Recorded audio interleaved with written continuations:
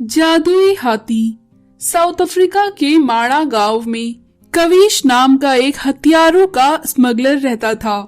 वो हथियारों की इलीगल सप्लाई करता था। एक बार कविश और उसका साथी देवेश गाड़ी में आम की पेटियों के बीच में हथियारों को रख कर ले जा रहे थे। रास्ते में पुलिस वाले ने उनकी ट्रक को रोका।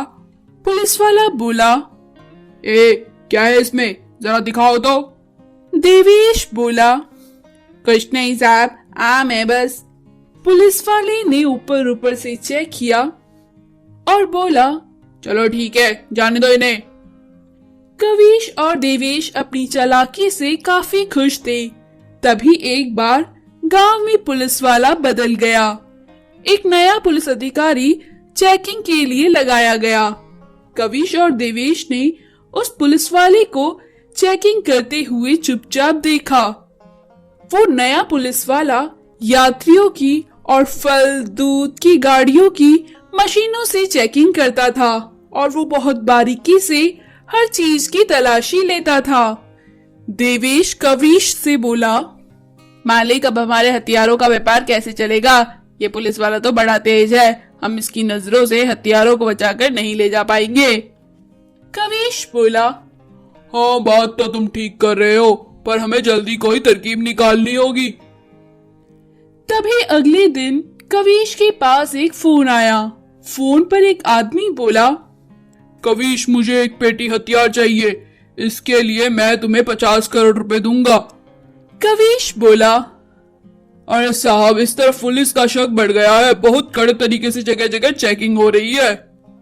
फोन वाला बोला, ठीक है, 100 करोड़ रुपए दूंगा, एक्स्ट्रा पैसा दे रहा हूँ पुलिस वालों से बचा कर लाने के लिए, पर मुझे हथियार जरूरी चाहिए, तो मुझे वो जल्द से जल्द पहुंचा दो। कविश हथियारों को ले जाने की तरकीब सोचने लगा। एक बार कविश का बेटा अपनी मम्मी के साथ जाकर मार्केट से हाथी वाला गुल्लक लेकर आया और घर आकर अपने पापा से बोला, पापा ये देखो, इस हाथी के पेट में मैं पैसे डाल सकता हूँ, ये कितना कमाल का गुल्लक है ना। कविश अपने बेटे से बोला, अरे वाह, ये सच में कमाल का है। कविश को गुल्लक देखकर एक आइडिया आया। उसने देवेश को बुलाया और बोला, चल बेटा देवेश, हमारे हथियारों के व्यापार का इंतजाम हो गया, अब जल्दी से हथियार के व्यापार को रफ्तार देने का वक्त आ गया है। कविश और देवेश ने 2 नकली बड़े बड़े हाथी बनवाए, जिनके अंदर बैठ के वो उन्हें चला सकते थे, और वो हाथी दिखने में बिल्कुल असली हाथी जैसे दिखते थे। कोई भी उन्हें देखकर नहीं पहचान सकता था कि वो हाथी नकली हैं। कविश और देवेश ने हाथी लेकर उनमें हथियार डालकर निकल पड़े पुलिस वालों के बीच में से। पुलिस वाला हवलदार से बोला, अरे ये हाथी कहाँ से आ रहे हैं, जरा बैरिकेड ऊपर कर दो, वरना तो ये नुकसान पहुंचाएंगे। हवलदार ने हाथियों के आने से पहले ही जल्दी से बैरिकेड ऊपर कर दिया और साइड में जाकर खड़ा हो गया। कविश और देवेश आराम से हाथी में बैठकर वहां से निकल गए। फिर कुछ दिन बाद कविश और देवेश को दोबारा हथियारों का ऑर्डर मिला। उन्होंने फिर ऐसा ही किया। हर बार हाथियों के द्वारा वो बैरिकेड को पार कर जाते थे। पुलिस वाला दूर से ही बैरिकेड ऊपर करने का ऑर्डर देता और हवलदार उन्हें ऊपर कर देता था। एक बार पुलिस वाला हवलदार से बोला, अरे भाई, नगर से कोई हथियार की सप्लाई तो करता है, शिकायत तो आई है, पर अब तक वो आदमी पकड़ में नहीं आया है। मुझे हैरानी हो रही है, जरूर कुछ गड़बड़ है। वो हमारी नजरों के सामने से हथियार लेके जाते हैं और हमें पता ही नहीं चलता है। तभी कविश और देवेश हाथी पर फिर से आते हैं। पुलिस वाला हवलदार से, ये हाथी आए दिन यहाँ से जाते हैं, ये किस तरफ जाते हैं कुछ पता नहीं, जंगल तो बहुत दूर है और इस तरफ से कोई रास्ता भी नहीं है जंगल के लिए। एक काम करो, आज इसके पास जाकर देखते हैं कि आखिर माजरा क्या है। पुलिस वाले हाथी के पास गए और बैरिकेड नहीं खोला। कविश और देवेश हाथी के अंदर बैठकर बैरिकेड खुलने का इंतजार करने लगे। पुलिस वाला बोला, अरे ये हाथी तो नकली है, वरना रास्ता रुकने से ये आवाज जरूर करते। मशीन लाओ, जरा चेकिंग करें। हवलदार जल्दी से मशीन लेकर आया।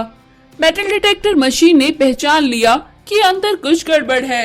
कविश और देवेश अंदर बैठे घबरा रहे थे। वो समझ गए थे कि अब वो पकड़े जा चुके हैं। जैसे ही वो जल्दी से हाथी से कूदकर बाहर भागने लगे, पुलिस वालों ने उन्हें पकड़ लिया और जेल में डाल दिया।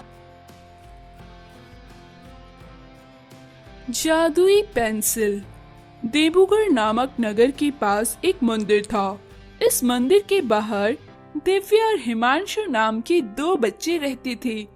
दोनों बच्चे अनाथ थे। दोनों मंदिर में सफाई वगैरह करते थे, तो पंडित मंदिर में आए हुए प्रसाद और खाना उन्हें देता था, जिससे वो अपना जीवन यापन करते थे। एनजीओ की तरफ से नगर में कोई पढ़ाने आता था तो वो भी वहां पढ़ने जाते थे। एनजीओ की तरफ से आए वो स्कूल बहुत दूर था, इसलिए उन्हें पैदल चलकर ही जाना होता था। एनजीओ की तरफ से बुक्स कॉपी तो मिलते थे, पर लिखने के लिए पेंसिल नहीं मिलती थी। उनके पास लिखने के लिए पेंसिल नहीं होती थी। हिमांशु और दिव्या बड़े विद्यालय के बाहर जाकर वहां पड़े छोटे छोटे पेंसिल के टुकड़े उठा लेते थे और उन्हीं से अपना काम चला लेते थे, पर वो उससे बड़ी मुश्किल से लिख पाते थे, जिससे उनकी उंगलियों में बड़ा दर्द होता था। एक दिन वो एनजीओ के स्कूल से मंदिर पहुंचे तो उन्होंने देखा मंदिर के पास का पेड़, जिसकी छांव में वो रोज बैठते हैं, कोई काट रहा है। वो दोनों भागकर पेड़ से चिपट गए और बोले, नहीं नहीं, तुम इसे नहीं काट सकते हो, ये हमारा पेड़ है।